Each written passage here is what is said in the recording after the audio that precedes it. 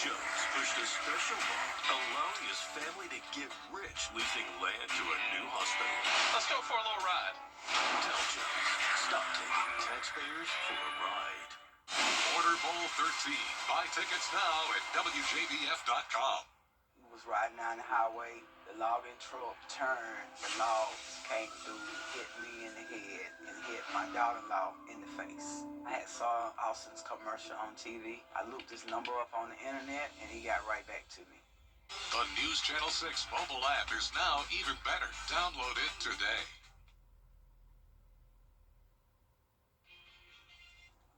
Right now on News Channel 6 at 5, a big vote in Edgefield County, why one neighborhood is pushing back against a new RV park plan.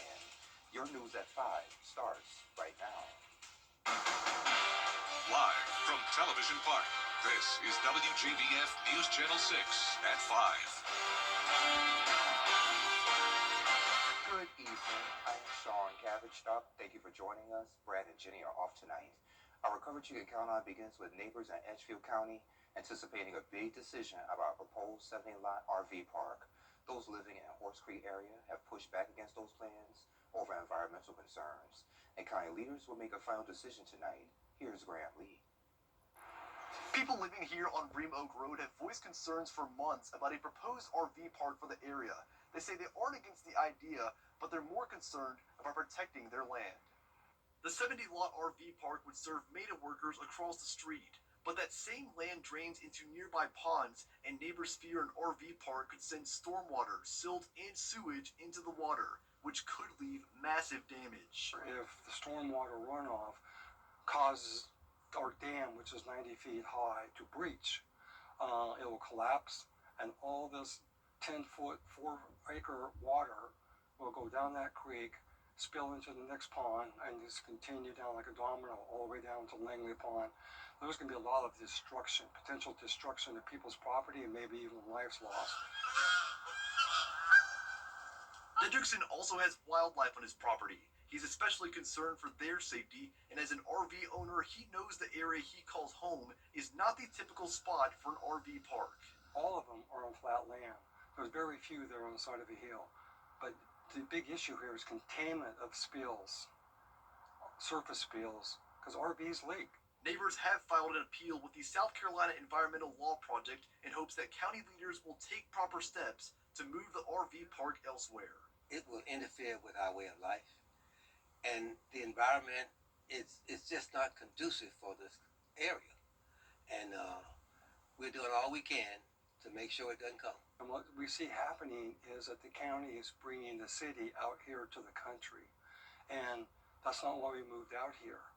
County leaders will have the final reading on the RV park at their meeting Tuesday night. Neighbors are hoping the ordinance passes and will figure out next steps from there. In Edgefield County, Graham Lee, WJBF News Channel 6. Graham, thank you. Chief Meteorologist Jennifer Tracci joins us now with a quick check of the forecast. Hey there, Jenny. Hey, Sean, we had a rainy start to our Tuesday, and we really needed all of this rain. You can see our southern line counties actually picked up 2 inches in some places, like Millen and Sylvania, around 1.5 inches in Barnwell and Allendale. And those are our counties that are under a severe level 3 out of 5 drought. So this rain was very beneficial. Even Augusta and Aiken, 1.5 inches of rain this morning, and then up towards northern counties north of I-20, around 1 inch exactly. So satellite and radar no longer showing that rain. You can see it's off the coast now along that cold front, and high pressure is moving in from the west, but we do still have some cloud cover that will stick around tonight, along with some patchy fog possible. But definitely some drier air is moving in now behind that front. Dew points falling into the 40s, and that's allowing those skies to clear. Here's our Terry Lambert Hyundai Skyview cam over at the Augusta Regional Airport. You can see a beautiful sunset now with just a few clouds lingering. So current temperatures are in the upper 40s already in Aiken, 53 in Augusta, Allendale at 54. Gibson, you're sitting in the lower 50s. And as for those winds, they're coming out of the northwest. That's going to bring in some pretty cold air for tonight. Winds are light, though, only up to around 10 miles per hour. So we won't have much of an issue when it comes to the wind chill tonight or tomorrow. Your evening planner showing us get down to 42 degrees by 11 o'clock. And then looking ahead, you can see more rain in the forecast starting on Thursday and then really starting to pick up on Friday, up to a 90% chance again. I'll have more details with a look at your future cast coming up, but back to you, Sean. All right, Jenna, thank you. A fire investigation is underway in Warrenville, South Carolina. It happened this morning at a home on Chafee Street. Fire officials say flames were showing when they arrived, but they were able to put out the blaze. No word yet on what sparked the fire or how much damage was done inside that home. Richmond County deputies need your help finding a wanted suspect. Deputies are looking for Yolanda Adams. She may also go by Yolanda Daggett. Adams is wanted in connection with an aggravated assault that happened November 23rd on Brenda Court. Officers consider her armed and dangerous. If you see her, call any of the numbers on your screen. After hours of work, Augusta is still battling over next year's budget. City leaders picked up the discussion this morning after failing twice before approving next year's plan. 3 votes that would have balanced the budget with property tax increases failed. With no progress, city leaders recessed the meeting again. I think there will be some heartaches once it's done. I think there will be some applause for some that was done, but it's going to be the citizen that has the last word on what was done. Commissioners hearing from court officials protesting the proposed cut, saying that it will be impacted by the 3% cut. City leaders will try again December 16th. Doctors Hospital's new emergency room in Evans is officially open. Last month, the ribbon cutting was held for this freestanding ER. It includes 11 treatment rooms, a trauma space, x-ray, CT, lab, and pharmacy services. It will be open 24/7 with plenty of staff to include a board-certified physician, nurses, and more. Doctors Hospital Chief of Nursing told us that this facility helps patients get faster emergency care. In emergency services, minutes matter. And sitting in traffic for an additional 5 to 10 minutes could potentially be detrimental to someone. I think of a patient that's having an active stroke, and we say time is brain, and this is going to shave potentially 10 to 15 minutes off before they could receive the emergency treatment that could increase their ability to have better function after their event. And the doors are officially open to the new emergency room on North Bel Air Road in Evans. Today in Columbia, state lawmakers say they're getting real close with getting a plan to fix South Carolina's crumbling roads, aging bridges, and growing traffic problems. Here's Caroline Yaffa. For months, lawmakers have traveled across South Carolina hearing your concerns, mainly about roads, bridges, and traffic. But now they say a possible solution is starting to form. Frank Rainwater with the State Revenue and Fiscal Affairs Office says the biggest challenge is growth. South Carolina is expected to reach 6.6 million people in the next 20 years. And he says the road system isn't keeping up. Costs are increasing due to population growth, increased usage, and inflation. These costs are affecting both state and local governments' ability to fund road infrastructure. Another problem lawmakers say is 53% of roads are maintained by the state, which is a large amount compared to other states. Lawmakers think it's too much for the state to maintain. Locals are not against it at all. The problem has been the state of the road that's being turned over. And that's really still our local government's concern. Is great. You want us to take it, but in what kind of shape? But it's not just the roads. Bridges are a big problem too.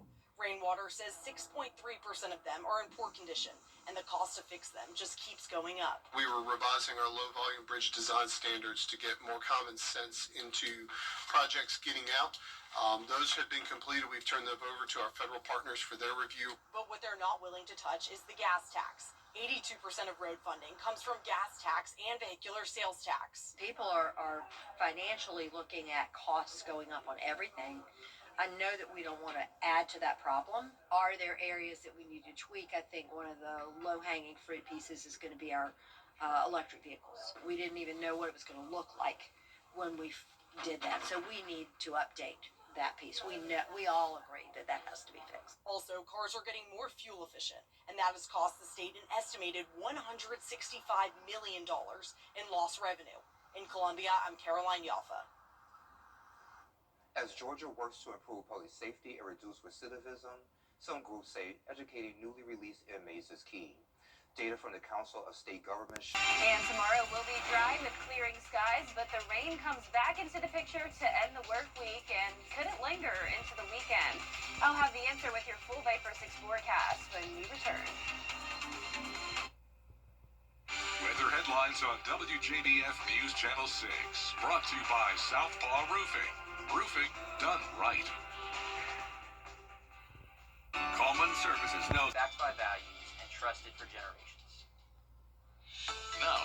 most accurate forecast with WJBF Live Viper 6. Welcome back. It's a chilly Tuesday with temperatures in the upper 40s through mid-50s. Only 50 in Washington and Lincolnton, 53 in Louisville, 54 next door in Waynesboro. Our warmest spot today looks to be Sylvania at 55, but a lot of us are only in the upper 40s, checking in at 49 in Aiken up towards Saluda. So we have a rainbow of temperatures here across the southeast. It's hard to believe, but it is 72 degrees just 4 hours south of us in Jacksonville, Florida. 80s in Miami, maybe a little bit more believable. It's always warm down there. But you can see it's freezing over in Tennessee, Nashville at 30 degrees. So it's not as cold as it could be here in the CSRA. We're sort of in between with those temperatures still around 10 degrees below normal and very cloudy skies today. That's not helping to warm us up. Our Terry Lambert Hyundai Skyview cam showing this blanket of cloud cover here in Augusta with winds coming out of the northwest 5 miles per hour. Dew points are starting to fall into the 40s, so we're going to see some clearing at times tonight, but then additional clouds will move in overnight as well. So we're done with the rain, just not done with the cloud cover. This low pressure system is still generating rainfall and even some snow across New England, and the cold front is now off the coast as high pressure builds in. But notice all of the cloud cover that's still to move in the rest of this evening. But throughout the day tomorrow, we will see that clearing. By around 2 p.m., it will be mostly sunny, starting your Wednesday in the mid-30s, so just a little bit above freezing, and then topping off in the low 50s. So similar temperatures to how it was today, and those temperatures are not looking like they'll warm up too much. Here's your weekend forecast. We do have a lot of Christmas parades across the CSRA, and we're going to be in the mid-50s, and temperatures will start out around 40 degrees. Now, what's still very up in the air is the rain chances. Models continue to go back and forth, at times showing it clear out by Saturday morning, other times showing the rain linger into Saturday, and then even a few showers still into Sunday. So I would go ahead and prepare for the possibility of a good chunk of rain on Saturday. And of course, we'll hope for the best and hope it does move out early in the day. But I can tell you that Friday looks very wet, and we'll talk about that in a moment. Friday is going to be a lot cooler because of the rain as well. So we'll actually get up to 58 on Thursday, but then we'll drop to only 49 on Friday, and then mid-50s throughout most of next week, with that 90% chance of rain on Friday, giving it a 60% chance on Saturday, and then the rain chances go down from there. So here's our future cast. Let's start with Thursday at 10 a.m. because not much is going on tomorrow, but we'll see a few showers throughout the day on Thursday, then a lot more widespread rain coming in Thursday night and throughout the day on Friday. There's 6 a.m. It's all because of another Gulf low that's moving in with a warm and cold front passing by, and you can see this model does show some lingering rain coming in as we go throughout the day on Saturday. So here's a closer look now at Friday at 4 a.m. All of Friday really looks like a washout for the most part. The good news is that this is beneficial rain. It will help with the drought, but if you had outdoor plans, just keep this in mind that you're going to want the rain gear with you, or make some alternative indoor plans, because you can see this does linger all the way until Friday night, and then once again keeping that high rain chance into Saturday as well. Next week looks a lot drier with just around the 10% chance of rain, and several mornings ahead below freezing down to around 30 degrees. All right, Jenna, thank you. Yeah. At least 22 states are under cold alerts because of these cold temperatures. Heavy snow is making roads treacherous to travel in the Midwest and Northeast. At least 3 people have been killed in crashes in Oklahoma, and the weather is also making traveling by air more difficult. I'm trying to leave since Saturday, but all flights were canceled. Be cautious because there's skies spinning out. More than 75 million people are under winter weather alerts for the plains to the Northeast. Coming up, celebrating Christmas and the United States' birthday. What one company in Rhode Island is doing to commemorate both. Will we return? It's time to update that old tub with Bath Fitter. We make transforming your bathroom simple, starting with a free in-home consultation to help you pick out the... For this half hour, but we have so much more coverage you can count on coming up at 5:30, including lawmakers reacting to the growing scrutiny over U.S. airstrikes targeting drug boats off the coast of Venezuela. We have that story and more coming up next.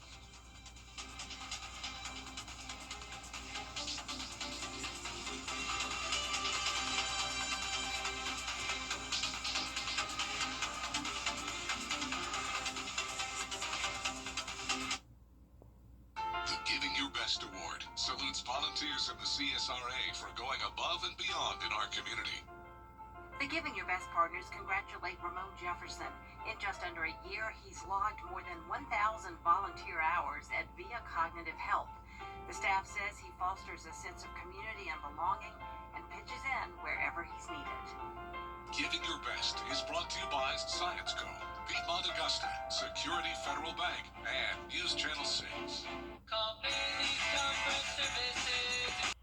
The Live Viper 6 Skyview Network, sponsored by Terry Lambert Hyundai. Live from Television Park, this is WJBF News Channel 6 at 5:30. Good evening, everyone. I'm Dee Griffin. Thanks so much for joining us on News Channel 6 at 5:30. Topping today's local headlines, budget talks continue in the city of Augusta, but will leaders come to an agreement before the deadline? Changes to filing taxes in South Carolina from a bill signed by President Trump. Neighbors in Edgefield County anticipating a big decision about a 70-lot RV park. Those living in the Horse Creek area have pushed back against those plans over environmental concerns. County leaders will make the final decision tonight. We'll have these stories and more at 6, but first, coverage you can count on continues with lawmakers reacting to the growing scrutiny over the U.S. airstrikes. Now for a quick first check of our weather, meteorologist Jenna Petracci joining us now, and turned out to be a lovely day after starting off rainy and cold. Yeah, we really needed the rain, and at least the rain came through early in the morning, and a lot of that happened late last night when we were all sleeping still, so we'll take that any day. Now, it is still pretty cloudy, at least here on our Terry Lambert Hyundai Skyview cam over at Wellstar MCG Health, but other places of Augusta are actually nice and sunny right now, so it's kind of a split forecast across the CSRA. Some of us still dealing with the lingering clouds, others starting to clear out, but overall tonight will be pretty cloudy with temperatures getting chilly. We're at 49 already in Aiken, Augusta at 53, 51 in Gibson, and 49 in Edgefield. The winds are now starting to come out of the northwest. We're only seeing up to a 10-mile-per-hour wind, so the wind chill won't be a big issue tonight, but we will see the mostly cloudy skies with temperatures down to the lower 40s by 11 p.m. Now looking ahead, we're going to see a pretty nice day tomorrow. No rain in the forecast, clearing skies in the afternoon as we get to 54. Then isolated showers move in on Thursday as the cloud cover takes back over, and then Friday looks like a very rainy day, and I'll have more details on that coming up. But back to you, Dee. All right, thanks so much. We will see in a few minutes. One of the police officers who took coming up highlights from the Gotham Awards, the premiere night for the long-awaited Avatar sequel. Can't wait. And more is new and trending up next. Tomorrow looks pretty nice, but more rain is right around the corner. Friday looks pretty wet, and could that rain linger into the weekend? I'll have more details right after what's trending. Tonight, 75 Middle Airport.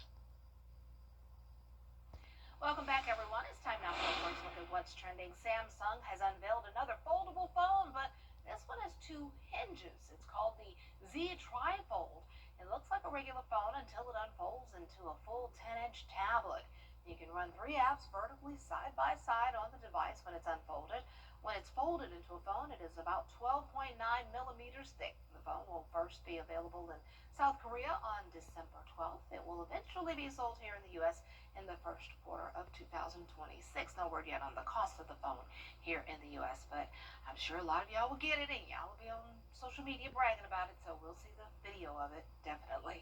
Well, Barbados singer Rihanna is making history. Her album, Anti, became the first album by a female artist to spend 500 weeks on Billboard 200.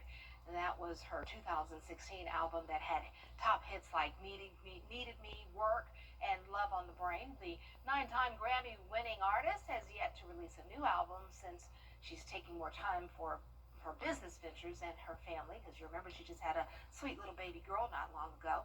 Last night she appeared at the Gotham Awards with her beau, A$AP Rocky. They welcomed their 3rd child, little cutie pie, little Rocky, just a few months ago, and Rihanna's doing great. Look at that dress. She's just so fashionable. Love Rihanna. I still see her and think, Umbrella, Ella, okay, yeah, like what? Last night was also the world premiere for Avatar: Fire and Ash. I cannot wait to see it.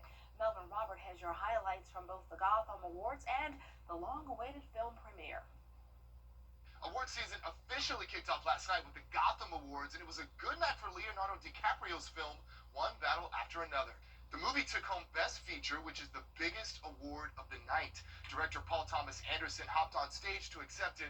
Director Guillermo del Toro took home the Human Artistry Award for his work on Frankenstein, and he had these words to offer about the use of AI in filmmaking. The designers, builders, makeup, wardrobe teams, cinematographers, composers, editors, the artistry of all of them shines on every single frame of this film that was willfully made by humans for humans. And I would like to extend our gratitude and say, AI. The film premiered in August at the Venice Film Festival and received a 13-minute standing ovation, and it is now available on Netflix.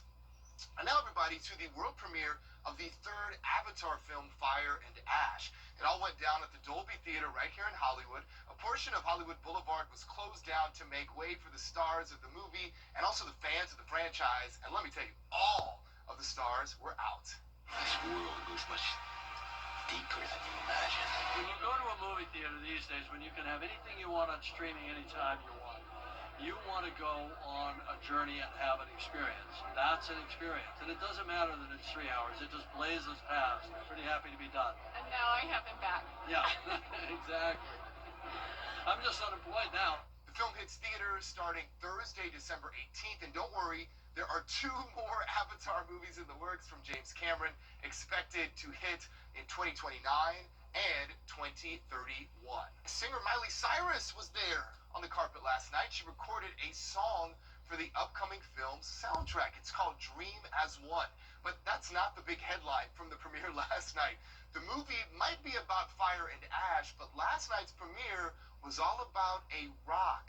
Yes, this rock to be exact. Miley Cyrus is engaged. She and her boyfriend, fellow musician Max Morando, are officially engaged after 4 years of dating. Page 6 confirmed the news less than 24 hours after the pair sparked rumors on last night's carpet.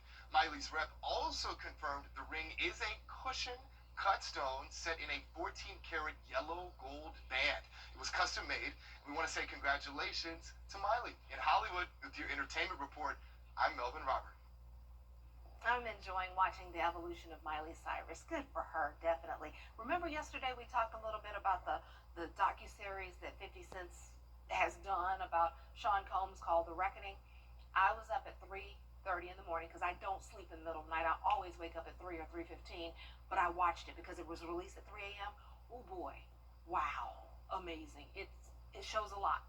You got to see it if you're into that kind of documentary. But anyway, we got to see the weather too to see what's coming up for the next 7 days. December starts after today. I have one more day to work in this month. Let's see what the weather's going to do for us in that time. Jenna has your full forecast next. Buying a home can be a huge financial obligation. You can't always choose the weather, but you can choose your weather app. Go with the most accurate and most trusted, the Live 5/6 mobile app. Download it today. Now, your most accurate forecast with WJBF Live 5/6. Welcome back. Check out these stunning photos sent in by Brooklyn Rowland of the Little River Bridge over in Appling. A stunning November sunset from around a week ago. And I wish we had a sunset like that tonight. Unfortunately, the clouds have really taken over. You can see just a little bit of some beautiful colors in the sky over at SRP Park, but a lot of places are completely cloudy. So this is our Terry Lambert Hyundai Sky View Cam. We're sitting at 53 degrees here in town with a west breeze of 10 miles per hour. Dew points in the upper 40s and a lot of temperatures in the upper 40s as well, especially north of I-20. Washington, you're at 49. Same thing in Edgefield. Then down towards the south, we're a bit warmer, up to 54 in Swainsboro over towards Sylvania. So we are going to be mostly cloudy tonight. This low pressure system has moved off the coast, still bringing rain and even snow towards New England, but the southeast has cleared out. We do have high pressure back in control, and we'll start out the day pretty cloudy, but we'll gradually clear out as we go into our Wednesday afternoon. Starting out your day at 35, then getting into the lower 50s, so temperatures about the same as they were today, and then same story again this weekend. We're really not seeing a warm up anytime soon. Lows around 40, and then highs in the mid-50s. So we have a lot of Christmas parades this weekend, so I know a lot of you are wondering, is it going to rain? Unfortunately, it's still pretty uncertain how much rain will linger into the weekend, but we know for sure that Friday is unfortunately unfortunately going to be a washout, so keep that in mind if you have outdoor plans. Here's our future cast. Not tomorrow. We're going to skip tomorrow because there's really not much going on. But this is Thursday at 10 a.m. We'll have a weak front come through and with the possibility of a few showers on and off throughout the day on Thursday with mostly cloudy skies. But the bulk of the rain comes in overnight into Friday morning. You can see another Gulf low is expected to develop with a warm front to our south, and that's why our temperatures are going to be on the cooler side. Then as we go into Friday, really not a lot of opportunity to warm up since it will be very overcast with the rain on and off throughout the entire day. And then it's looking like the rain could linger into Saturday, maybe even Sunday as well. This is Saturday at 6 a.m. Notice those showers just to the south of our viewing area, but then another surge of moisture comes in Saturday afternoon, possibly continuing into the evening. So models are still continuing to change. Hopefully this rain ends up staying to our south on Saturday, so you do have some time for outdoor plans and to enjoy those Christmas parades. But we'll continue to watch it for you. Definitely keep the rain gear handy Friday through Sunday, especially on Friday. This is 4 a.m. You can see those widespread showers. A bit of a break as we go into mid-morning, but then more rain moving in by the afternoon. Some pockets of heavier rain possible, but for the most part, this is going to be very light activity. Not expecting thunderstorms, so pretty much just picture what we just experienced last night and early this morning. Same story happening again tomorrow and possibly into Saturday, bringing us another couple of inches of rain. So this is really going to help take care of the drought. We picked up around 2 inches in some places today. By the end of this week, we could top off at around 4 to 5 inches in just a week alone. So that'll really help things out. Next week looks a lot drier and temperatures still staying cool. Lots of days in the 50s. High of 49. Yikes. I know, that's cold, D. Wow. Those are usually our low temperatures, Yeah. not the highs, but Get yeah. ready. Wow, and more rain. Okay.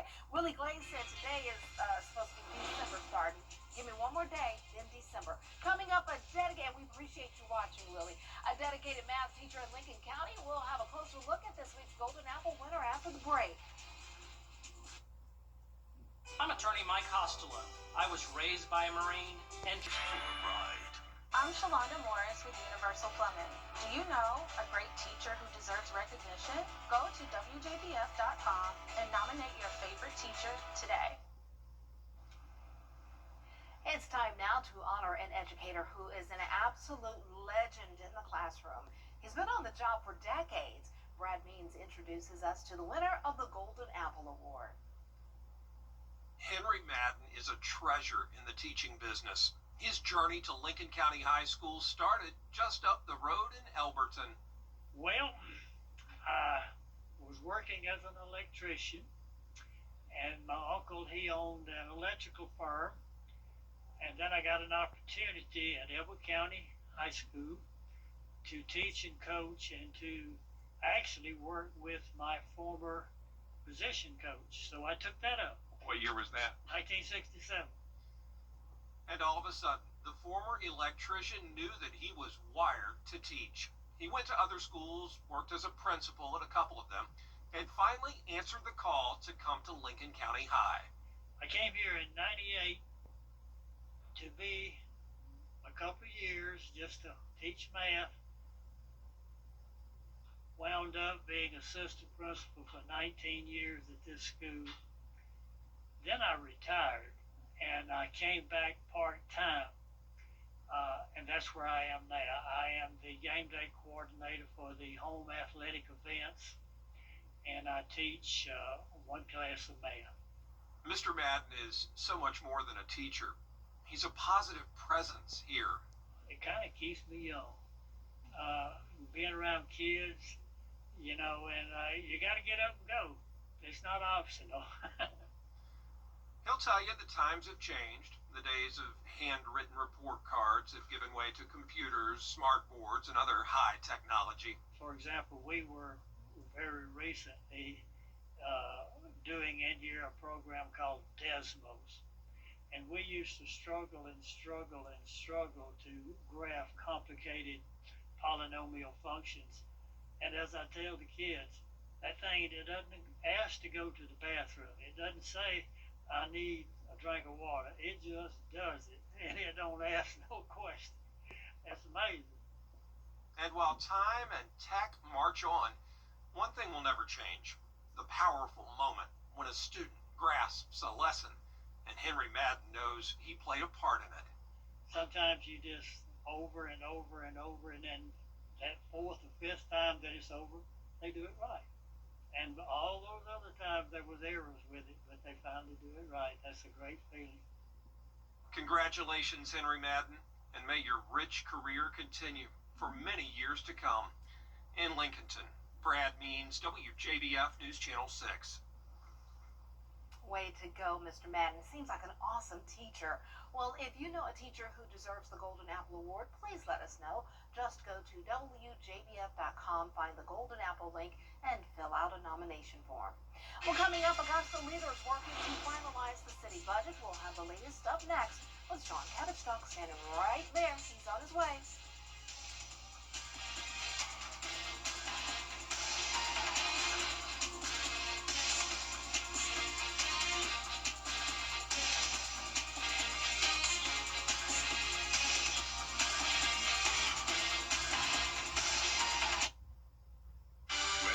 On WJBF News Channel 6, brought to you by Southpaw Roofing. Roofing done right. Got in an accident.